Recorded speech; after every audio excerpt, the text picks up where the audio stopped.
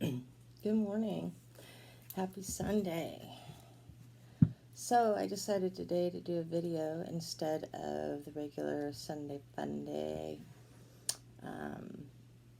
oracle reading, although I will pull us some angel oracle cards this morning to start off our day, just because that's a good way to start any day. Let's see what our guardian angels, the archangels, have to say for us this morning. Ooh. They clearly want to speak. There comes the first card. Second. Let's see how many they've got going for us today. And then I'll talk about the main subject. Let's see. Oh. All right, let's see if they're done. Let's see. Angels, do you have any more cards for us?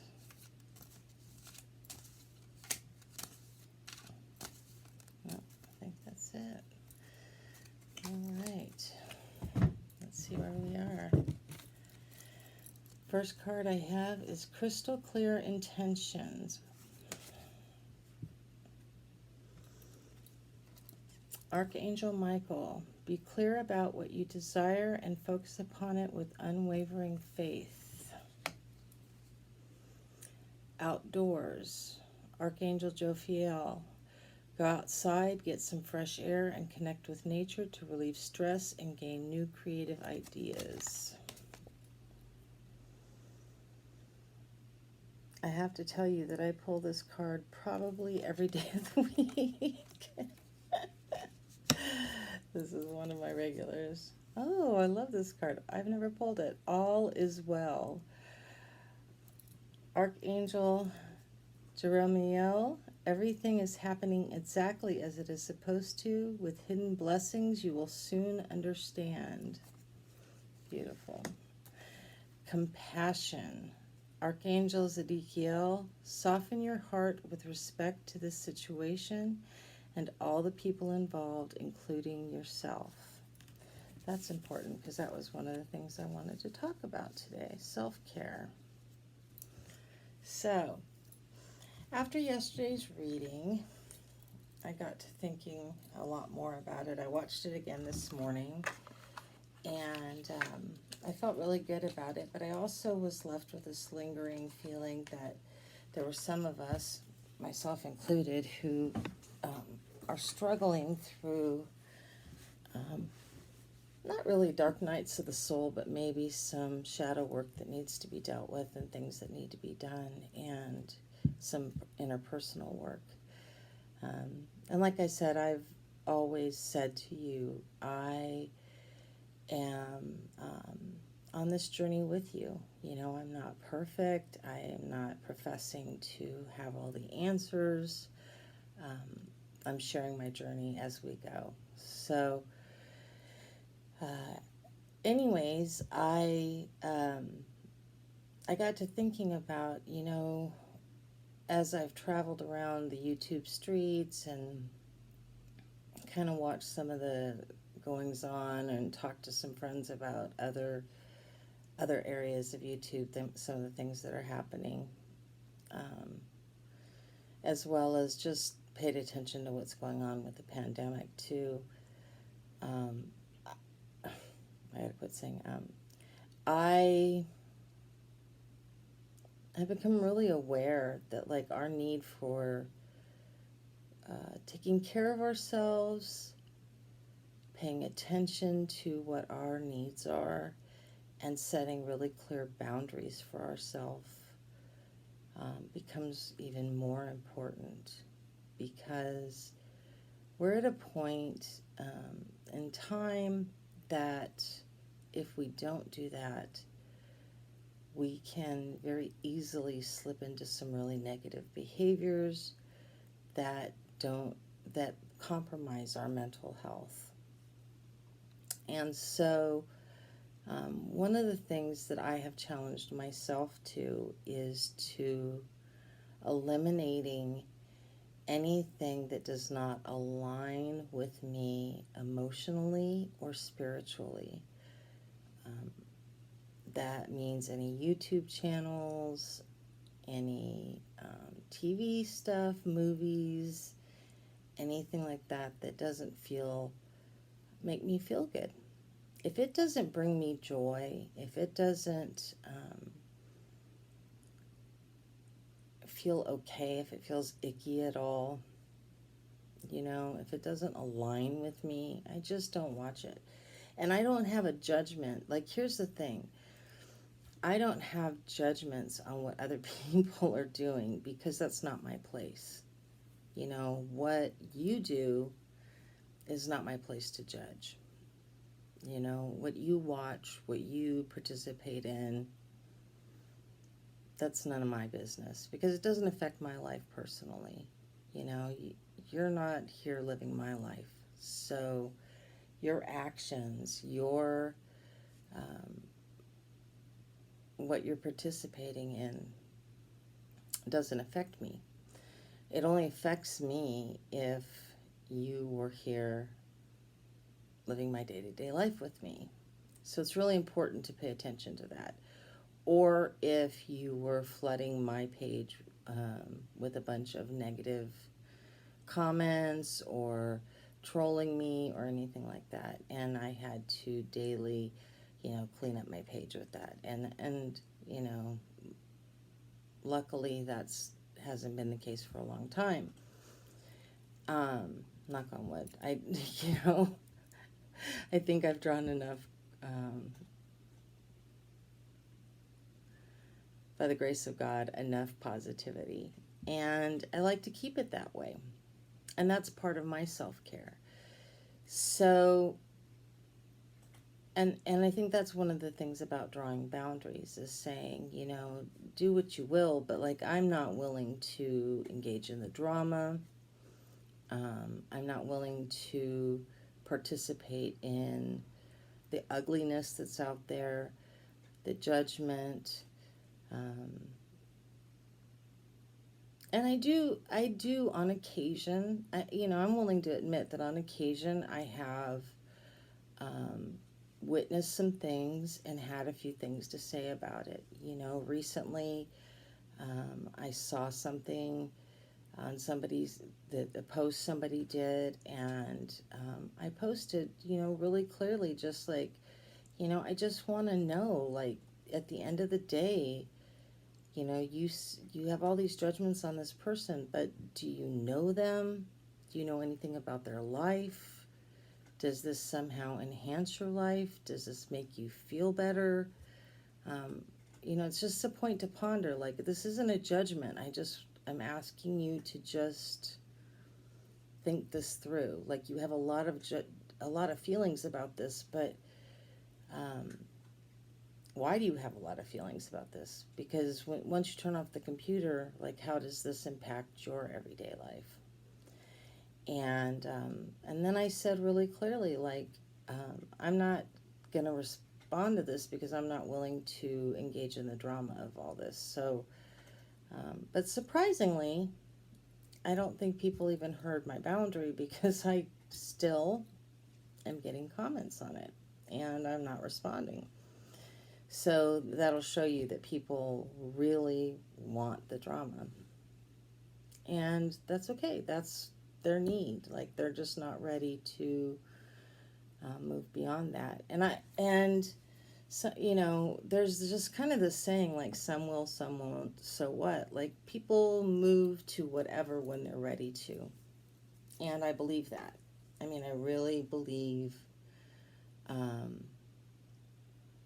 we're all moved at the time that we're ready to be moved to whatever. And so whoever's watching this video, you're here because clearly you're being moved to want to open up and do something with your life or yourself interpersonally and expand into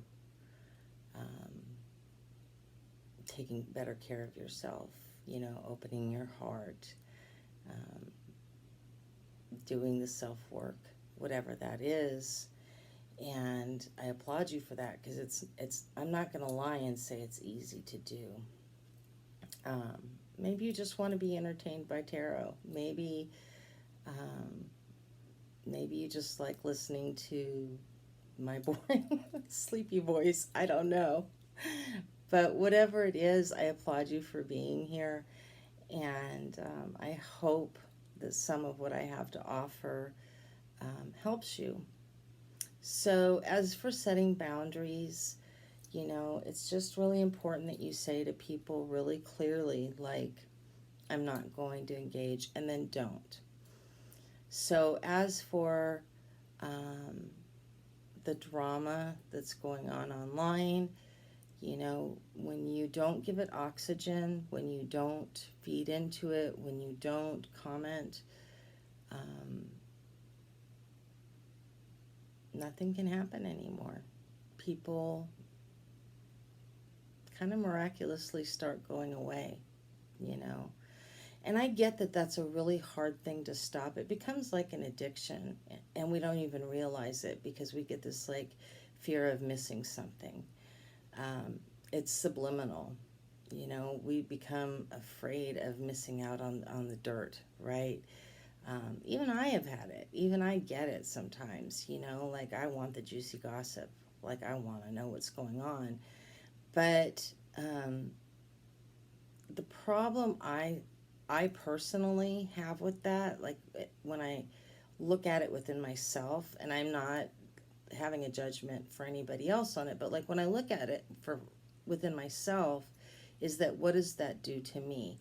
Well, typically what ends up happening is the more I hear it, the crankier I become, because I get frustrated with the people who are behaving that way. I start getting irritable. I find myself becoming a little more depressed. Um, like let's take the Summer Wells case, for instance. I get disgusted with the behavior. I get angry. I get depressed. All these things, these big feelings come out that really have nothing to do with my day-to-day life. And I have all these feelings about it, and there's nowhere for it to go. And so that's not mentally healthy for me. And I have to remind myself that, like, can I do anything about it? No, I can't. Does it impact me in my day-to-day life? Yeah, because I let it. And when I pay attention to it, that's me allowing it into my day-to-day life. When I don't pay attention to it, it doesn't impact my day-to-day life. And so I have a choice around that. And the best way that I can help that little girl is just to pray for her every day. Pray that she gets found. I don't think participating in all the online drama is helpful. That's me personally. Everybody else has a choice, and that's their choice, and that's fine. And I'm not going to judge that. That's about self-care. So that's my example of self-care there. Around the pandemic, I have a compromised immune system. I have frontal lobe dementia. So I had to make a decision around getting vaccinated. I did get vaccinated. I also choose to be masked because I'm immune compromised. I live in a high tourist area where, unfortunately, many people who come here are neither vaccinated nor do they wear their masks. And that does affect my daily life. And it makes me very concerned about leaving my home to go do basic things like grocery shopping and going to the bank. And so I have to be very concerned about doing those things, and I have to make choices about doing it in very limited amounts. And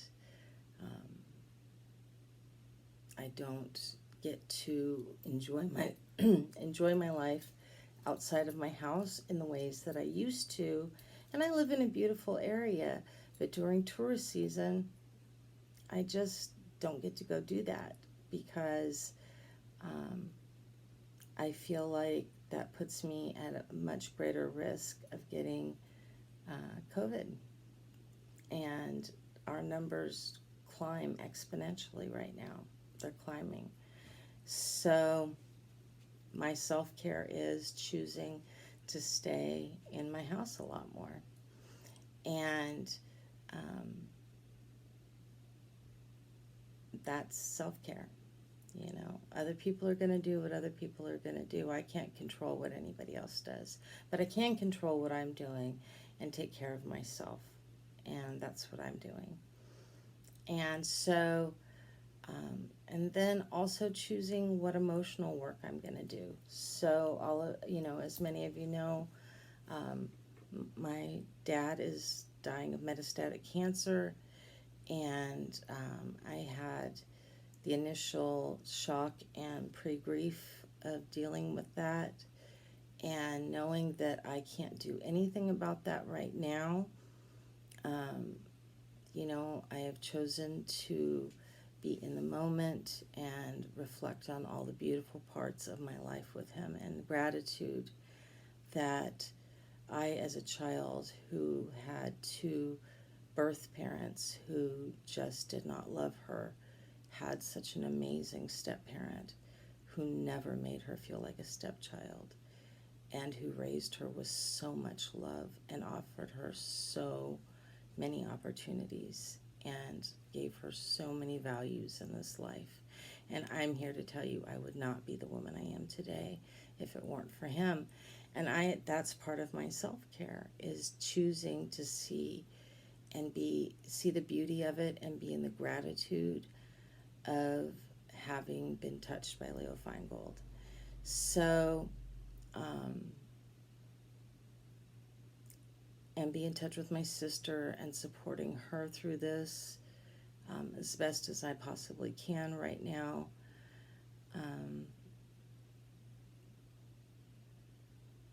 With a lot of love. And those are the things I think that become important. And each of us, and remembering that each of us have these certain challenges. And through all of this, there are other things, and in that reading came up some inner child work. And I think a lot of us have inner child stuff that may or may not be coming up for us. And remembering to take care of that inner child and nurture that inner child. And if we have childhood trauma that needs to be cared for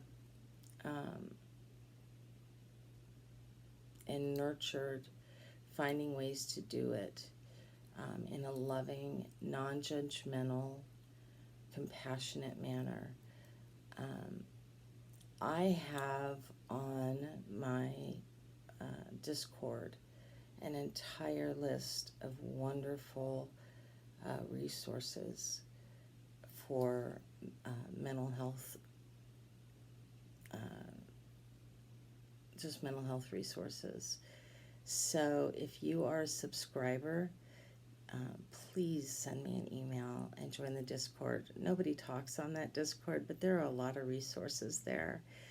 And please come take advantage of that, because you might be surprised at the kind of help you can find. Or even if you want me to email you a link, I am so happy to do that. So send me an email if there's something you want to talk about. And remember, I do spiritual counseling, and that's part of it. I will send you the resources, that I know of. If you have a really deeply traumatic event in your life, I cannot recommend EMDR enough. And I recently found a neuroscientist who is talking about a way that you don't have to spend all kinds of money to see a psychotherapist to do EMDR, because it's basically rapid eye movement. And he has put out some great videos, and I don't know about the success rate of it, but I think it's worth a try. And I do have the links to those videos as well. I linked it in another video. But it's those kinds of things for self-care. Take long walks, do meditation, remember to breathe. We've got to remember to breathe. And most of all, don't judge yourself. Self-love is really important Forgive yourself first. Forgive and love yourself beyond all of it all. When you learn to forgive and love yourself, you will find forgiving and loving and accepting others easier than anything. And sometimes that's the harder piece of all of it. But the biggest thing is that if you're a victim of anything, to know that none of it was about you and none of it is your fault. And then the other thing I want to say that most people won't say is that every time you think about the person who abused you, you are still giving them power. So just let that ruminate around in your mind a little bit, because they're not thinking about you at all. They're just not. So don't let them keep you up at night. That was a very hard lesson for me. It's been a very hard lesson in my life to do that. Someone recently had commented on a video about why do I look so sad, and I have had sad eyes my whole life. That's part of what attracted me to Summer Wells, because she has the same eyes I had, sad eyes. I was molested from infancy until I was 12, and I had two parents who did not love me, did not care. And I can't do anything about my sad eyes. I think I'll always kind of have sad eyes. There's a deep wound in my soul that I've been trying to heal for a very long time. And maybe I can. I don't know. I'm 53. Maybe I can, and I'm still doing the work on it. I had two narcissistic parents, and I've mentioned it before. Some of you know, some of you don't. I made the choice to go no contact with both of my parents, and I have never regretted that choice. And I also am not angry with my parents. I love them both. I wish them peace and comfort and happiness in their lives. I just do not want them to be a part of my life.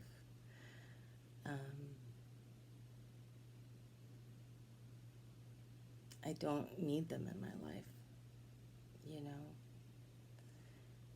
I spent a lot of years doing the why me, God, why did I not have parents that loved me?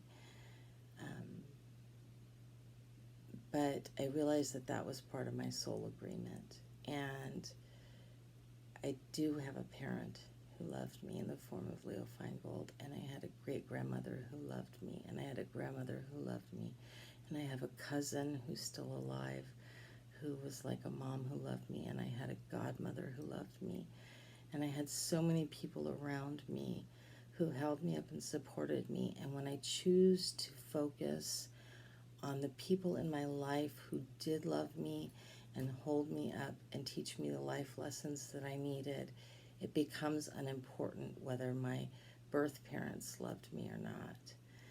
And sometimes we get stuck feeling sorry for ourselves about the things that we didn't have, and we become so blinded to that we can't see the abundance of the things that we did have. So that's my message about self-care, because gratitude is one of the greatest gifts of self-care. Remembering to see the things that we actually do have in our lives. And, you know, yes, we did not have these things, and mourn those things that we didn't have. Deal with them. Have all the big feels that you're absolutely entitled to have, 100%. I would never tell anyone, don't have feelings about anything that has happened to you. You know, I frankly had a shit childhood. Okay, I did. I got the trifecta of shit. And I lived through things that a lot of children should not ever have to live through. And I witnessed things that children should never have to witness. But as I have healed through and continue to heal through all of those things, I also make the choice, and I believe it is a choice, to focus on the fact that there was some balance in my life, and there were people around me who did really love me and tried to give me breaks from the trauma and scoop me up when they could and love on me and remind me that I was worthy of love to the best of their ability. And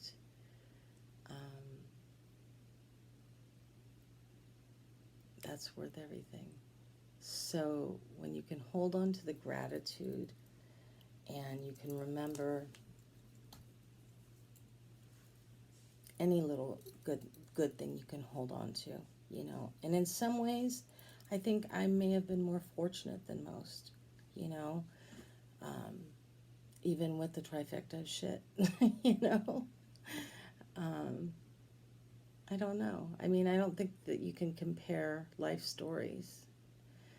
But I think that when we're dealing with healing our inner child, when we're dealing with healing our past, when we're dealing with our grief, when we're dealing with doing our shadow work, it is really important to deal with the darkness, but also turn around and look at what is the light part too, because otherwise we can get really stuck in the darkness. And that's not a good place to get stuck. And remember I said it's okay to grieve, but you don't have to live there. So that's my advice. It has helped me. It has helped me stay sane. Not that I've always been sane, you know, I've been really honest. I spent 3 years completely gone, like insane. And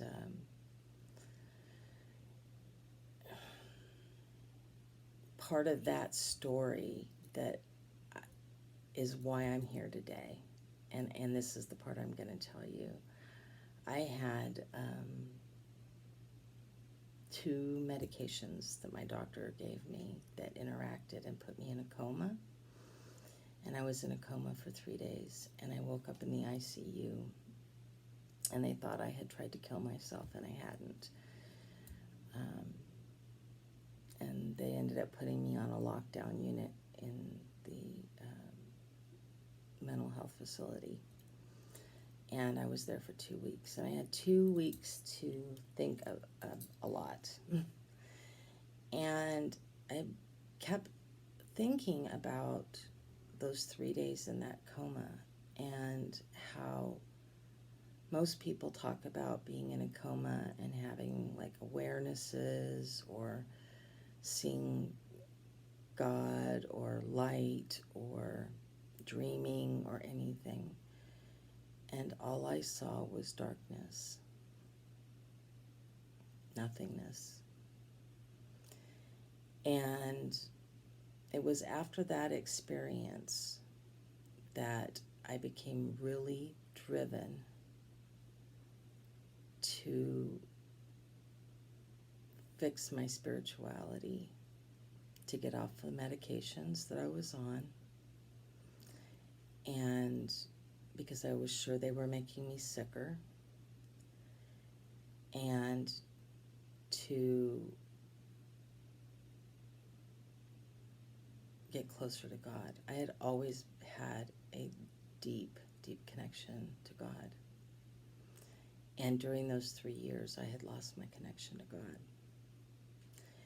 And so I started on a journey to connect to Source, to God. And I went to my psychiatrist and had a long conversation with him about titrating off my medications. I signed a contract saying if I ever, felt mentally unstable or thought I was going to hurt myself, I would immediately go back on medications. He helped me titrate off. It took 6 months. I have yet to ever feel that way again. I've never been that level of depressed because I don't think I was depressed. I think I was grieving. I started seeking out. I went to church. I went to all different kinds of places. I met a wonderful priest at a local Catholic church. He was an Indian man, Dr. Pulapali, and I used to go to Mass every morning with the little old ladies and pray my rosary and sit through Mass at 6 a.m. I would walk up there, and I spent hours talking to him, and I spent hours in prayer. I'm a big believer in prayer. My family, my mother's side of the family is Irish Catholic.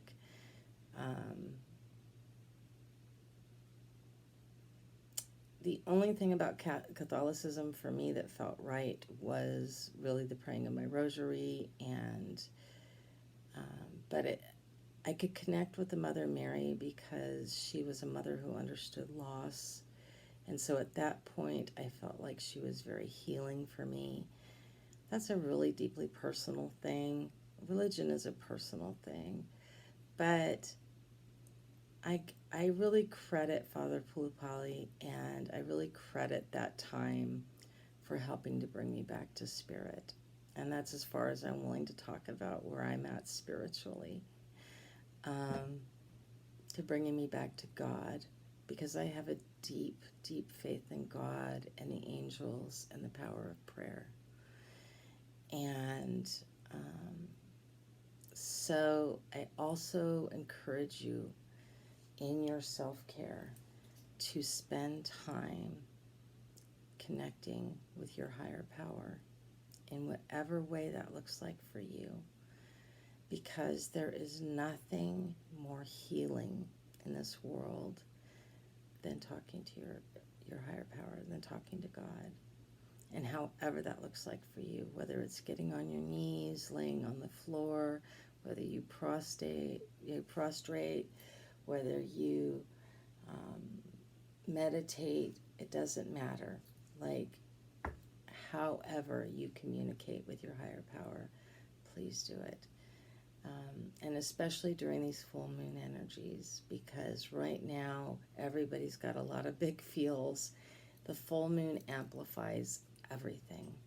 So this is me talking to you about just taking care of yourselves. Remember, we all come from the same Creator. Let's not judge each other. Let's love each other. Let's be kind. And let's remember, we are all stardust. We all are created by the Divine Master, and love one another and be kind to each other and spread that everywhere you can, because this world is full of enough hate. I love you all. I hope you have a fabulous Sunday. I hope that the beginning of your week ends up being amazing, and enjoy your families or the rest of your day. Rest as much as you can. Nurture yourselves. I love you.